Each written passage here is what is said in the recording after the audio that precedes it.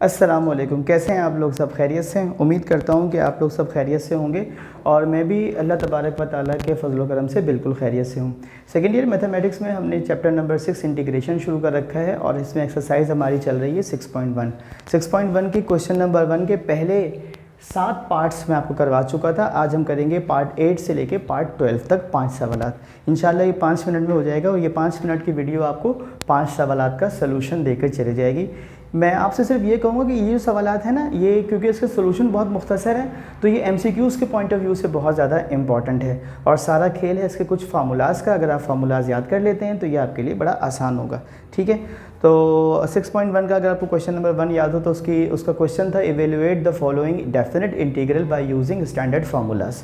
तो हम using standard formulas करते हुए, अब स्टैंडर्ड फार्मूलाज क्या हैं? वो फार्मूलाज ये हैं जो मैंने लिखे हैं। ठीक, ये तमाम सवालात में लगेंगे, 5 सवालात में। तो आप देखिए ये लिखा हुआ है पार्ट 8, मैंने क्वेश्चन लिखा है integral cos x + 3 sin x dx। अब सवाल लिखने के बाद मैंने इसको क्या किया, ब्रेक कर दिया। इंटीग्रल cos x के साथ भी dx लगा दिया, प्लस ये 3 कांस्टेंट था बाहर निकाल दिया, इंटीग्रल sin x dx। ठीक, cos x dx का इंटीग्रल क्या होता है? sin x + c। तो मैंने sin x लिख दिया, c में इकट्ठा लिख दूंगा। sin x dx का इंटीग्रल क्या होता है? Minus cos x plus of c। तो मैंने माइनस cos x लिख दिया, ये 3 मेरे पास वैसे ही मौजूद था, प्लस माइनस माइनस कर दिया। अगले स्टेप में मेरा इंटीग्रेशन का आंसर आ गया sin x minus 3 cos x plus of c। ठीक है जी। क्वेश्चन नंबर 9 है, कम्प्लीटली फार्मूला बेस्ड है। Integral 3 sec x minus cosec x dx।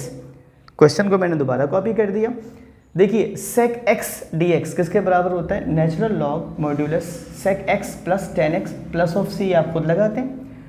Cosec x अलबत्ता किसके बराबर होता है? इंटीग्रल कोसेक x dx बराबर होता है natural log modulus cosec x minus cot x plus of c। आप खुद लगाते हैं। यानी बेसिकली आपको ये 2 फार्मूला लगाने और दोनों में आ रहा है ln को मैंने एक दफ़ा लिख दिया। ये चूँकि आपके पास न्यूमरेटर में है, आपके पास फार्मूला ये होता है कि जो कोफिशिएंट है ये पावर बन जाता है। इंटीग्रल sec x किसके बराबर है? sec x plus tan x। ये 3 था, मैंने इसको होल पावर कर दिया। माइनस की वजह से मैंने इसको डिनोमिनेटर में लिखा।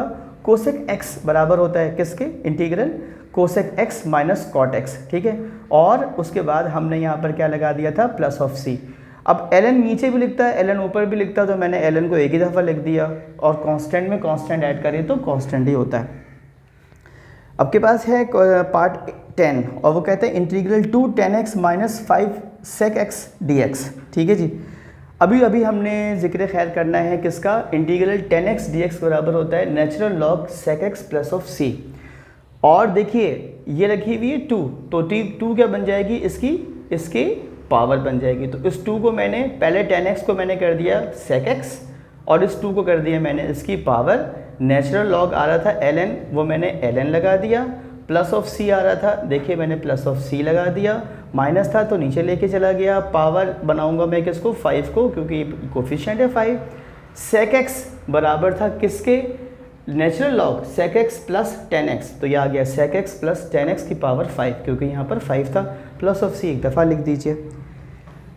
अच्छा, उस तरफ जाने से पहले ना वहाँ बहुत सारी चीज़ें आएंगी तो उसको यही समझ ले। इंटीग्रल e की पावर x dx बराबर होता है e की पावर x के। ठीक है, तो सिर्फ आपके पास इंटीग्रेशन की साइन और dx ख़त्म हो जाता है, e की पावर x जो कि तू रहती है। Integral sec square x dx बराबर होता है tan x plus of c के। Integral cosec square x dx बराबर होता है minus cot x plus of c के। क्वेश्चन नंबर 11 में क्या लिखा हुआ जनाब अली? आपने क्या किया? इस 9 को कांस्टेंट मानते हुए इंटीग्रेशन की साइन के बाहर रख दिया। dx के साथ e की पावर x के साथ dx लगा दिया। माइनस 3 ये कांस्टेंट था, इंटीग्रेशन की साइन आ गई, cos x की जगह पे cos x और साथ में dx लगा हुआ ना हो तो आप इसको इंटीग्रेट नहीं कर सकते। माइनस 5 को बाहर रखा, इंटीग्रेशन की साइन लगाई, साइन x के साथ भी क्या लिख दिया? dx। ठीक है बेटा, तो देखो मैंने बताया था कि इंटीग्रल e की पावर x बराबर होता है e की पावर x। तो इंटीग्रेशन की साइन खत्म हो गई, dx भी खत्म हो गया, क्या आ गया? 9e की power x minus cosec x dx बराबर होता है साइन x के। माइनस 3 रहा, माइनस 5 रहा। Sine x integral sine x dx बराबर होता है माइनस cos x के प्लस ऑफ c। आपको लग रहा होगा कि मैं बहुत ज़्यादा रवानी में बोल रहा हूँ, लेकिन अगर आप फार्मूलाज याद कर लें तो ये मुश्किल नहीं है। उसके बाद तो कुछ भी नहीं है। अगले स्टेप में सिर्फ इस माइनस को मैंने प्लस कर दिया। क्वेश्चन नंबर 12 है integral sec square x plus cosec square x dx। सीधी सी बात थी, मैंने इंटीग्रल सेक स्क्वायर एक्स, अभी मैंने आपको यहाँ फार्मूला बताया था tan x प्लस ऑफ सी, तो मैंने पैरेलल tan x लिख दिया, क्योंकि c जो कांस्टेंट है मैं दोनों का एक साथ इकट्ठा लिख दूंगा। ठीक है जी। और आप ये देखिए कोसेक x dx बराबर है minus cot X plus of C के, तो यहाँ पे प्लस की साइन थी। कोसेक स्क्वायर x dx बराबर था minus cot X plus of C के, तो मैंने minus cot X plus of C लिख दिया।